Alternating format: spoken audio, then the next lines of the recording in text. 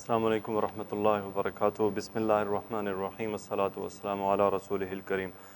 جی آج انشاءاللہ ہم جبریل علیہ السلام کا جو وحی دوبارہ لانا تھا اسے دیکھیں گے۔ یعنی کل ہم نے وحی کی ابتدا پڑھی تھی، وحی دوبارہ لانا، پھر وحی کی اقسام کیا تھیں، پھر رسول اللہ صلی اللہ علیہ وسلم کی دعوت الی اللہ، اور پھر اولین کون سے صحابہ تھے جو ایمان لائے۔ اس کے بعد پھر نماز کے بارے میں چند باتیں ہوں گی کہ نماز کب شروع کی صحابہ نے اور رسول اللہ صلی اللہ علیہ وسلم نے، اس کے بارے میں آج انشاءاللہ ایک خلاصہ سا بیان ہوگا۔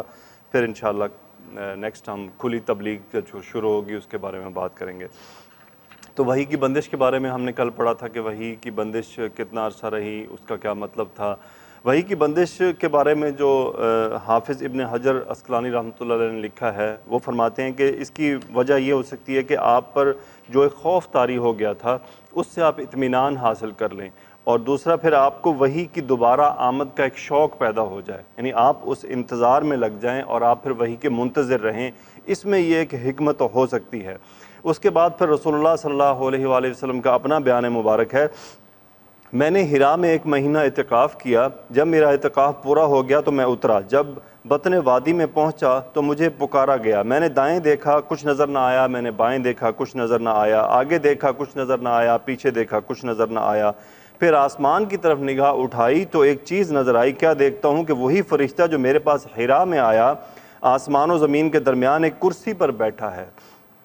میں اس سے خوف زدہ ہو کر زمین کی طرف جا جھکا، پھر میں نے خدیجہ رضی اللہ تعالیٰ عنہ کے پاس آ کر کہا مجھے چادر اوڑھاؤ، مجھے چادر اوڑھاؤ، مجھے کمبل اوڑھاؤ اور مجھ پر ٹھنڈا پانی ڈال دو۔ انہوں نے مجھے چادر اوڑھا دی اور مجھ پر ٹھنڈا پانی ڈالا۔ اس کے بعد اللہ سبحانہ و تعالیٰ نے فرمایا یا ایھا المدثر قم فانذر وربک فکبر وثیابک فطہر والرجز فہجر، آگے ہے ولا تمنن تستکثر۔ یہ آیات نازل ہوئیں، یعنی سورہ مدثر آپ پر نازل کی گئی۔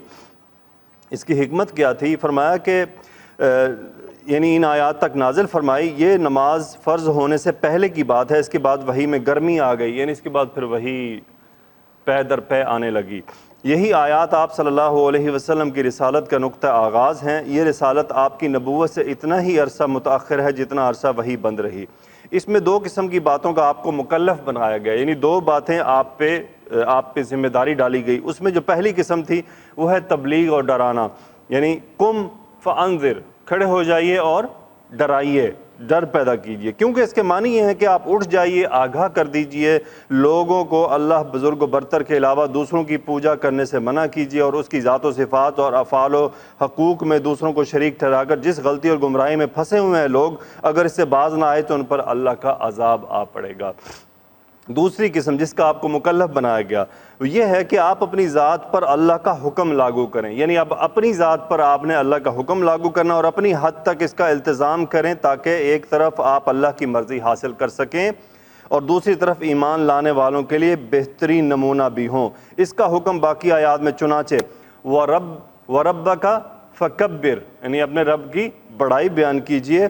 مطلب یہ ہے کہ اللہ کو بڑائی کے ساتھ خاص کریں اور کسی کو اس کا شریک نہ ٹھہرائیں۔ وَثِيَابَكَ فَطَهِّرْ، اور اپنے کپڑوں کو پاک رکھیے۔ مقصود یہ ہے کہ کپڑے اور جسم پاک رکھیں، کیونکہ جو اللہ کے حضور کھڑا ہو اس کی بڑائی بیان کرنے کسی صورت درست نہیں کہ وہ گندا اور ناپاک ہو، اور جب جسم و لباس تک کی پاکی مطلوب ہو تو شرک و اخلاق و کردار کی گندگی سے پاکی بدرجہ اولیٰ مطلوب ہے۔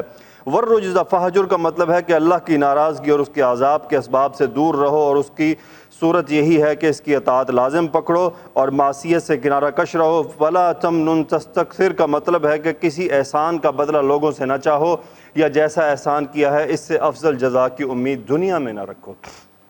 اس میں جو انتہائی امپورٹنٹ پوائنٹ ہے، آپ یعنی خود ہمارے لیے بھی غور کرنے کا ہے، کہ جب ہم اپنی ذات کو اللہ سبحانہ و تعالیٰ کی اطاعت میں دے دیں گے تو پھر کیا ہوگا کہ ہم اللہ کی مرضی حاصل کر سکتے ہیں۔ اللہ یعنی وہی ہے نا شعر کی محمد سے وفا تو نے تو ہم تیرے ہیں، یہ جہاں چیز ہے کیا لوح و قلم تیرے ہیں، گو کہ بعض علماء اس پہ بھی تنقید کرتے ہیں جی لوح و قلم تیرے کیسے ہو سکتے ہیں، حالانکہ علامہ اقبال کا مطلب اس میں یہ نہیں تھا کہ لوح بھی آپ کو پکڑا دیا جائے گا، مطلب یہ ہے کہ جب تم اللہ کی رضا میں راضی رہو گے، رسول اللہ صلی اللہ علیہ وآلہ وسلم کی اطاعت پکڑ کر رکھو گے، تو پھر اللہ تمہاری دعائیں قبول فرمائے گا، وہ تمہاری تقدیریں بھی بدل دے گا۔ تو لوح و قلم سے یہی مراد ہے کہ جب ہم رسول اللہ صلی اللہ علیہ وسلم کی سنتوں کو، آپ کی اطاعت کو لازم پکڑ لیں گے تو لازمی بات ہے کہ اللہ کی اطاعت بیچ میں آ جائے گی۔ تو جب ہم اللہ کے اتنے مطیع ہو جائیں گے تو پھر اللہ اپنے بندے کو خالی نہیں چھوڑتا، نہ خالی موڑتا ہے نہ خالی چھوڑتا ہے، پھر اللہ اپنے بندے کی دعائیں قبول کرتا ہے۔ ہاں اس طرح قبول کرتا ہے جس طرح اللہ کو پتہ ہے کہ اس کے بارے میں کون سی بات ٹھیک ہے، ایسے نہیں کہ اب ہمیں کیا پتہ، ہم تو ہو سکتا ہے ایسی چیز مانگ رہے ہوں جو ہمارے لیے بہتر نہیں ہے، لیکن اب اللہ تو رب العالمین ہے، اس کو تو پتہ ہے نا کہ میرے بندے کے لیے کیا اچھا ہے، وہ پھر ہمیں وہ عطا کر دیتا ہے۔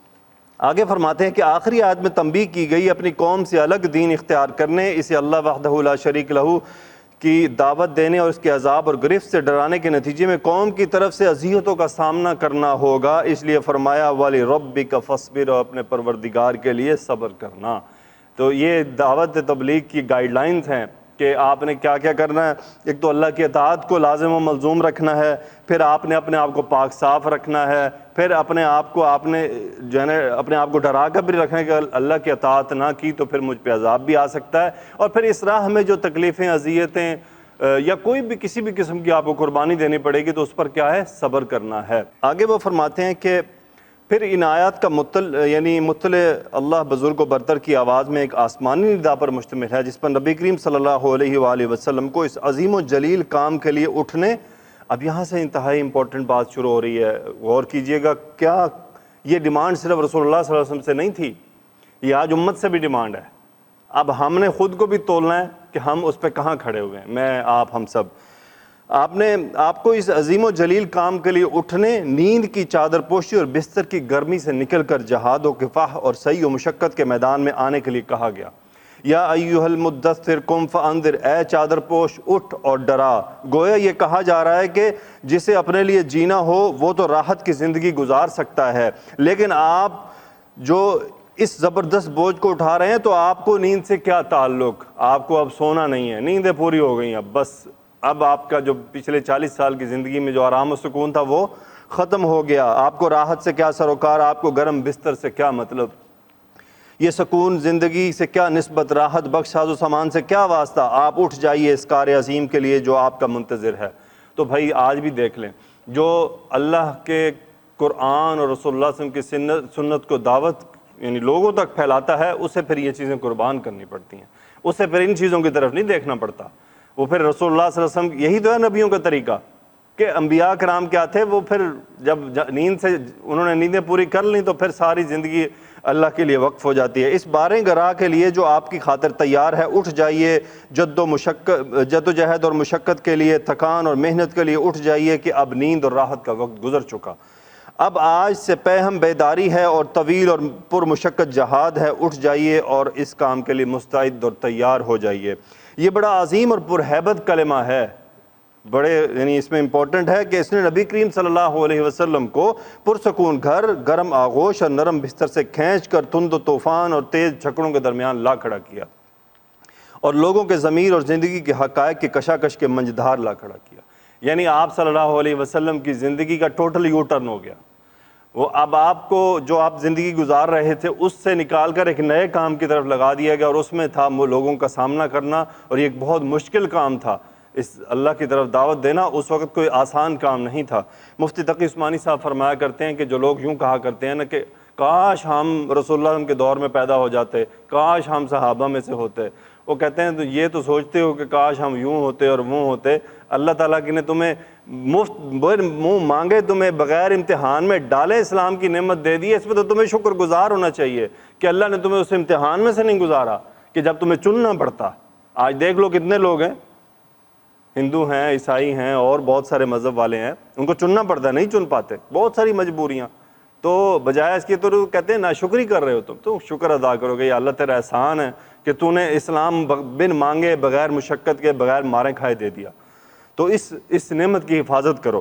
اور پھر آگے فرماتے ہیں جی پھر رسول اللہ صلی اللہ علیہ وسلم اٹھ گئے اور 20 سال سے زیادہ عرصے تک اٹھے رہے، اور راحت و سکون کو جو چھوڑ دیا، زندگی اپنے لیے اور اپنے اہل و عیال کے لیے نہ رہی، بلکہ آپ اٹھے تو اٹھے ہی رہے۔ کام اللہ کی دعوت دینا تھا، آپ نے یہ کمر توڑ بار گراں اپنے شانے پر کسی دباؤ کے بغیر اٹھا لیا۔ یہ بوجھ تھا روئے زمین پر امانت و کبریٰ کا بوجھ، ساری انسانیت کا بوجھ، سارے عقیدے کا بوجھ، مختلف میدانوں میں جہاد و دفاع کا بوجھ۔ آپ نے 30 سال سے زائد عرصے تک پہم اور ہمہ گیر مارکہ آرائی میں زندگی بسر کی، اور پورے عرصے میں یعنی جب سے آپ نے وہ آسمانی ندائے جلیل سنی اور یہ بارے گراں ذمہ داری پائی، آپ کو کوئی ایک حالت دوسری حالت سے غافل نہ کر سکے۔ تو یہ تھا رسول اللہ صلی اللہ علیہ وسلم کو یہ پیغام کہ کم فانذر، یہ وہ چیز تھی، اٹھ جائیے اور بس اب آپ کا کام لوگوں کو ڈرانا ہے۔ آگے وہ فرماتے ہیں کہ جی وحی کی اقسام کیا ہیں۔ وحی کی ٹوٹل انہوں نے یہاں پہ 7 اقسام لکھی ہیں۔ وحی 7 قسم کی ہوتی ہے۔ پہلا تھی سچا خواب آنا، آپ کو اس سے نبی صلی اللہ علیہ وسلم کے پاس وحی کی ابتدا ہوئی۔ پھر دوسرا ہے فرشتہ آپ کو دکھلائی دیے بغیر آپ کے دل میں بات ڈال دیتا، یعنی فرشتہ نظر نہیں آتا تھا اور بات آپ کے دل میں ڈال دیتا تھا، جیسے کہ آپ علیہ الصلوۃ والسلام سے ایک حدیث ہے، روح القدس نے میرے دل میں یہ بات پھونکی، یعنی جبریل نے یہ بات آپ کے دل میں پھونکی کہ کوئی نفس مر نہیں سکتا یہاں تک کہ اپنا رزق پورا حاصل کر لے، بس اللہ تعالیٰ سے ڈرو اور طلب میں اچھائی اختیار کرو، اور رزق کی تاخیر تمہیں اس بات پر آمادہ نہ کرے کہ تم اسے اللہ کی معصیت کے ذریعے سے تلاش کرو۔ بہت امپورٹنٹ حدیث ہے، کیونکہ اللہ کے پاس جو کچھ ہے وہ اس کی اطاعت کے بغیر حاصل نہیں کیا جا سکتا۔ تو یعنی اب انسان اگر رزق کی تاخیر ہو رہی کسی بھی معاملے کی، اس کو حاصل کرنے کے لیے اللہ کی اطاعت لازم پکڑو، یہ نہیں کہ پھر بائی پاس طریقے یا جس طرح عام آپ پاکستان میں لے لیں رشوت یا کرپشن۔ یہ وہی ہے نا کہ آپ نے رزق کو جتنا ہے تو اس پہ شکر ادا نہیں کیا، پھر آپ کو زیادہ حاصل کرنا تو اس کے لیے پھر آپ نے وہ طریقے استعمال کیے کہ جو دنیا میں تو چند ٹکے کے فائدے دیکھ دیں گے لیکن آخرت میں بھی پکڑ ہوگی اور اولاد پہ بھی اس کے اثر ہوتے ہیں۔ آگے فرماتے ہیں تیسرا جو طریقہ ہے وہ ہے فرشتہ نبی صلی اللہ علیہ وسلم کے لیے آدمی کی شکل اختیار کر کے آپ کو مخاطب کرتا، یا پھر جو کچھ وہ کہتا اسے آپ یاد کر لیتے۔ اس صورت میں کبھی کبھی صحابہ بھی فرشتے کو دیکھ لیتے تھے۔ چوتھی، آپ کے پاس وحی گھنٹی کے ٹن کی طرح آتی تھی۔ وحی کی یہ جو صورت تھی یہ سب سے مشقت طلب ہوتی تھی رسول اللہ صلی اللہ علیہ وسلم کے لیے۔ اس صورت میں فرشتہ آپ سے ملتا، وحی آتی تھی تو سخت جاڑے کے زمانے میں بھی آپ کی پیشانی سے پسینہ پھوٹ پڑتا تھا، آپ اونٹنی پر سوار ہوتے تو وہ بھی زمین پر بیٹھ جاتی۔ ایک بار اسی طرح وحی آئی اور آپ کی ران حضرت زید بن ثابت رضی اللہ تعالیٰ عنہ پر تھی، تو ان پر اس قدر باریں گراں معلوم ہوئی کہ لگتا تھا کہ ران جو ہے وہ کچلی جائے گی۔ آگے 5واں حصہ وہ لکھتے ہیں آپ فرشتے کو اس کی اصلی اور پیدائشی شکل میں دیکھتے تھے، اور اسی حالت میں وہ اللہ تعالیٰ کی حسب مشیت آپ کی طرف وحی کرتا۔ یہ صورت آپ کے ساتھ 2 مرتبہ پیش ہے جس کا ذکر اللہ تعالیٰ نے سورۃ النجم میں فرمایا ہے۔ نمبر 6، وہ وحی جو آپ پر معراج کی رات نماز کی فرضیت وغیرہ کے سلسلے میں اللہ تعالیٰ نے اس وقت فرمائی جب آپ آسمانوں کے اوپر تھے۔ نمبر 7، فرشتے کے واسطے کے بغیر اللہ تعالیٰ آپ سے براہ راست گفتگو، جیسے اللہ تعالیٰ نے موسیٰ علیہ السلام سے گفتگو فرمائی تھی۔ وحی کی یہ صورت موسیٰ علیہ السلام کے لیے نص قرآنی سے قطعی طور پر ثابت ہے، لیکن نبی کریم صلی اللہ علیہ وآلہ وسلم کے لیے اس کا ثبوت قرآن کے بجائے معراج کی حدیث ہے۔ تو یہ تو وہ 7 جو ہے شکلیں ہیں جس میں یعنی وحی کس طرح آپ پر آیا کرتی تھی۔ آگے جو لکھتے ہیں پہلا مرحلہ ہے یہ آپ کی نبوت کے بعد جسے دعوت اللہ کے نام سے خفیہ دعوت کے 3 سال۔ خفیہ دعوت کے 3 سال کے بارے میں وہ لکھتے ہیں سورہ مدثر کی گزشتہ آیات نازل ہونے کے بعد رسول اللہ صلی اللہ علیہ وسلم اللہ سبحانہ و تعالیٰ کی طرف سے دعوت دینے کے لیے اٹھ گئے۔ چونکہ آپ کی قوم جفاکار تھی، بت پرستی درگاہ پرستی اس کا دین تھا، باپ دادا کی روش اس کی دلیل تھی، غرور و تکبر و حمیت و انکار اس کا اخلاق تھا، اور تلوار ان کے مسائل کے ذریعہ تھی۔ اس کے علاوہ وہ جزیرۃ العرب میں دینی پیشوائی کے صدر نشین تھے، اس کے اصل مرکز پر قابض اور اس کے وجود کے نگہبان تھے۔ اس لیے اس کیفیت کے پیش نظر حکمت کا تقاضا یہ تھا کہ پہلی دعوت تو تبلیغ پس پردہ انجام دی جائے۔ یعنی وہ ایک مشکل حالات تھے کہ ان کے اندر ڈائریکٹ ایک نبی اٹھیں اور اعلان نبوت کر دیں، اور مبادہ کوئی ان کو تکلیف پہنچتی، کیونکہ ایک دم ان کے لیے یہ بات برداشت کرنا مشکل ہو جاتا، تنہا رسول اللہ صلی اللہ علیہ وسلم میدان میں آتے۔ اس لیے خفیہ دعوت جو ہے وہ اختیار کی گئی۔ اچھا اب ان کا تذکرہ آتا ہے جی اولین مسلمان کون تھے. دیکھیں رسول اللہ صلی اللہ علیہ وسلم نے سب سے پہلے دین اپنے رشتہ داروں پر پیش کیا اور اپنے انتہائی قریبی عزیزوں پر پیش کیا. ان کی ایک لسٹ ہے جنہیں یہاں پہ سابقین اور اولین کے وصف سے جانا جاتا ہے. ان میں سر فہرست آپ کی بیوی ام المومنین حضرت خدیجہ بنت خویلد رضی اللہ تعالیٰ عنہ، آپ کے آزاد کردہ غلام حضرت زید بن حارثہ رضی اللہ تعالیٰ عنہ، آپ کے چچیرے بھائی حضرت علی بن ابی طالب رضی اللہ تعالیٰ عنہ جو ابھی آپ کے زیر کفالت تھے، اور پھر آپ کے بہت پیارے دوست حضرت ابو بکر صدیق رضی اللہ تعالیٰ عنہ. یہ وہ لوگ ہیں جو اسلام کے اولین مسلمان ہیں. یہ سب کے سب پہلے ہی دن مسلمان ہو گئے تھے، یعنی یہ وہ لوگ ہیں جو پہلے ہی دن اسلام لے آئے تھے.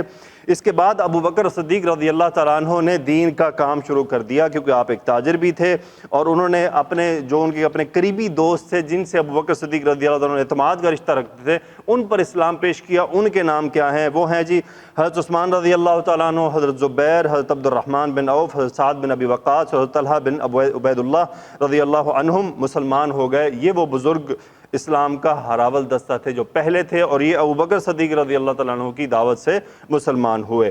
اس کے بعد جو مزید لسٹ میں شامل ہوتے ہیں وہ ہیں ابو عبیدہ بن جراح، ابو سلمہ بن عبد الاسد، ارقم بن ابی الارقم، عثمان بن مدعون، ان کے دونوں بھائی قدامہ اور عبداللہ، عبیدہ بن حارث بن مطلب بن عبد مناف، سعید بن زید عدوی، اور ان کی بیوی یعنی حضرت عمر رضی اللہ تعالیٰ عنہ کی بہن فاطمہ بنت خطاب عدویہ، اور خباب بن ارت تمیمی، حضرت جعفر بن ابی طالب اور ان کی بیوی اسماء بنت عمیس، خالد بن سعید بن عاص اموی، ان کی بیوی امینہ بنت خلف، ان کے بھائی عمر بن سعید بن عاص، حاتب بن حارث، ان کی بیوی فاطمہ بنت مجلل اور ان کے بھائی حتاب بن حارث اور ان کی بیوی فقیہہ بنت یسار، اور ان کے ایک اور بھائی معمر بن حارث، مطلب بن ازہر اور ان کی بیوی رملہ بنت ابی عوف اور نعیم بن عبداللہ بن نحام عدوی مسلمان ہوئے.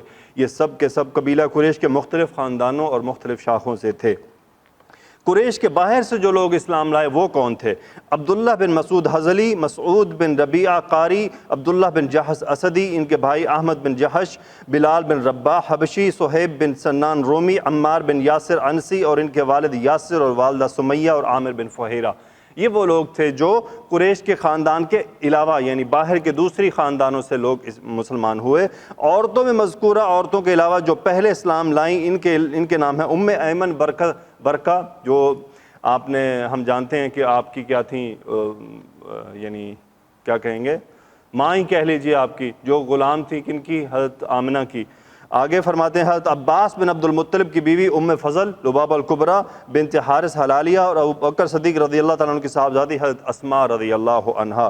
یہ وہ لوگ ہیں جو ابتدا میں اسلام لے آئے تھے. یہ سابقین اولین کے لقب سے مشہور ہوئے. تلاش و جستجو سے معلوم ہوا کہ جو لوگ اسلام کی طرف سبقت کر کے وصف سے موصوف کیے گئے، ان کی تعداد مردوں اور عورتوں کو ملا کر 130 تک جا پہنچتی ہے. تو یہ وہ 130 خوش قسمت لوگ ہیں جنہوں نے رسول اللہ صلی اللہ علیہ وسلم کا ابتدا میں ہی ساتھ دیا تھا. یعنی اور بہت لکی لوگ ہیں کہ بغیر کسی مشکل کے، بغیر کسی یعنی کویسچن آنسر کے اسلام لاتے گئے، اعتماد کرتے گئے.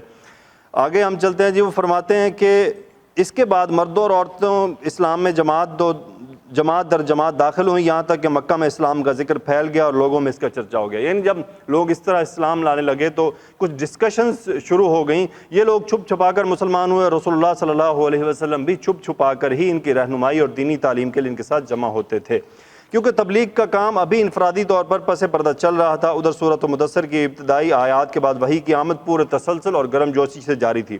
اچھا، ان آیات میں کیا ہوتا تھا؟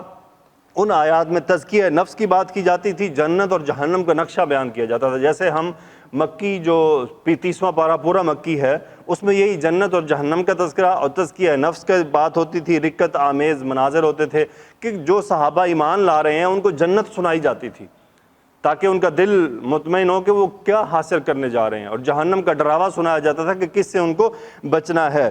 آگے فرماتے ہیں کہ جی نماز ابتدا جو کچھ نازل ہوا، یعنی ابتداً جو کچھ نازل ہوا اس میں نماز کا حکم بھی تھا. ابن حجر رحمۃ اللہ علیہ کہتے ہیں کہ نبی کریم صلی اللہ علیہ وسلم اور اسی طرح آپ کے صحابہ کرام واقعہ معراج سے پہلے قطعی طور پر نماز پڑھتے تھے. یعنی معراج سے پہلے آپ صحابہ کے ساتھ نماز پڑھا کرتے تھے. البتہ اس میں اختلاف ہے کہ نماز پنجگانہ سے پہلے کوئی نماز فرض تھی یا نہیں تھی. کچھ لوگ کہتے ہیں کہ سورج کے طلوع اور غروب کے وقت آپ 2 نمازیں پڑھا کرتے تھے. اس کے علاوہ جو دوسری بات حدیث روایت کی جاتی ہے کہ رسول اللہ صلی اللہ علیہ وسلم پر ابتداءً جب وحی آئی تو آپ علیہ السلام کے پاس جبرائیل علیہ السلام تشریف لائے، آپ کو وضو کا طریقہ سکھایا۔ اس کی ایک پوری الگ سے حدیث موجود ہے۔ جب وضو سے فارغ ہوئے تو ایک چلو بھر پانی لے کر شرمگاہ پر چھینٹا مارا۔ ابن ماجہ نے بھی اس مفہوم کی حدیث روایت کی ہے۔ برا بن عازب ابن عباس سے بھی اسی طرح کی حدیث مروی ہے۔ ابن ہشام کا بیان ہے کہ نبی کریم صلی اللہ علیہ وسلم اور صحابہ کرام نماز کے وقت گھاٹیوں میں چلے جایا کرتے تھے، اپنی قوم سے چھپ کر نماز پڑھا کرتے تھے۔ ایک بار ابو طالب نے نبی صلی اللہ علیہ وسلم اور حضرت علی رضی اللہ تعالیٰ عنہ کو نماز پڑھتے ہوئے دیکھا اور پوچھا، حقیقت معلوم کی اور کہا کہ اس پر برقرار رہیے گا۔ یہ عبادت تھی جس کا اہل ایمان کو حکم دیا گیا تھا۔ اس وقت نماز کے علاوہ اور کسی بات کا پتہ نہیں چلتا کہ اور کوئی حکم بھی تھا یا نہیں تھا۔ البتہ وحی کے ذریعے توحید کے مختلف گوشے بیان کیے جاتے، تزکیہ نفس کی رغبت دلائی جاتی، مکارم اخلاق پر ابھارا جاتا، جنت اور جہنم کا نقشہ اسی طرح کھینچا جاتا گویا کہ وہ آنکھوں کے سامنے ہے۔ امپورٹنٹ بات ہے کہ وہ اہل ایمان اس وقت کے انسانی معاشرے سے الگ ایک دوسری ہی فضا کی سیر کرنے لگتے تھے۔ یعنی یہ آیات جب آتی تھی تو وہ جو صحابہ اس وقت موجود تھے وہ ایک الگ ہی نظارے دیکھا کرتے تھے، کیونکہ اس وقت اس چیز کی ضرورت تھی کہ وہ جو ساتھی آپ کے بن رہے ہیں ان کا دل بہت مضبوط ہو کہ وہ ہر طرح کی مشکلات اٹھانے کے لیے تیار کیے جائیں۔ وہ فرماتے ہیں جی جو کتاب کے مؤلف ہیں کہ یوں 3 برس گزر گئے اور دعوت و تبلیغ کا کام صرف افراد تک محدود رہا، مجموعوں اور مجلسوں میں اس کا اعلان نہیں کیا گیا، لیکن اس دوران وہ قریش کے اندر خاصی معروف ہو گئی۔ مکہ میں اسلام کا ذکر پھیل گیا اور لوگوں میں اس کا چرچا ہو گیا۔ بعض نے کسی وقت نکیر بھی کی اور بعض اہل ایمان پر سختیاں بھی ہوئیں، لیکن مجموعی طور پر اس دعوت کو کوئی خاص اہمیت نہیں دی گئی، کیونکہ رسول اللہ صلی اللہ علیہ وسلم نے ابھی ان کے دین سے کوئی تعارض نہیں کیا تھا اور ان کے معبودوں کے بارے میں کوئی بات نہیں کی تھی۔ تو یہاں تک تو یعنی امپورٹنٹ پوائنٹ یہ ہے کہ ابھی تک اس 3 سال کے عرصے میں رسول اللہ صلی اللہ علیہ وسلم نے ان کے بارے میں ڈائریکٹ کوئی بات نہیں کی تھی، ان سے کوئی ڈائریکٹ تعارض نہیں کیا گیا، مقابلہ نہیں ہوا تھا، نہ ہی ان کے معبودوں کے بارے میں کوئی بات کی گئی تھی، تو یہاں تک ان کو بات برداشت تھی۔ تو اللہ تعالیٰ سے دعا ہے کہ یا اللہ ہمیں حق بیان کرنے والا بھی بنا، پھر اس پر اگر ہمیں تکلیف اٹھانی پڑے تو اس پر صبر کرنے والا بھی بنا۔ یہی تو والعصر ان الانسان لفی خسر الا الذین آمنوا وعملوا الصالحات وتواصوا بالحق وتواصوا بالصبر سبحانک اللہم وبحمدک نشہد ان لا الہ الا انت نستغفرک ونتوب الیک اللہم صلی علی سیدنا و مولانا محمد وعلی آلہ وصحبہ وبارک وسلم آمین یا رب العالمین۔